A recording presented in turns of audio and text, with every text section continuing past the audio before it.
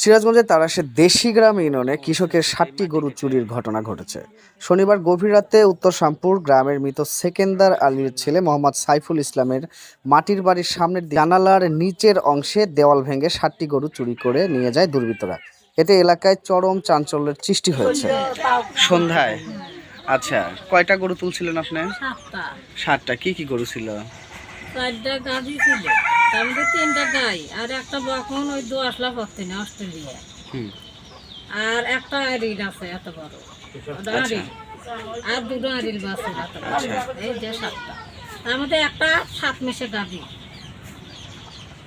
তারাশের ধান কাটার পর থেকে বিভিন্ন জায়গাতে গরু চুরির, কারেন্টের মিটার ও ট্রান্সমিটার চুরির ঘটনা ঘটে চলেছে।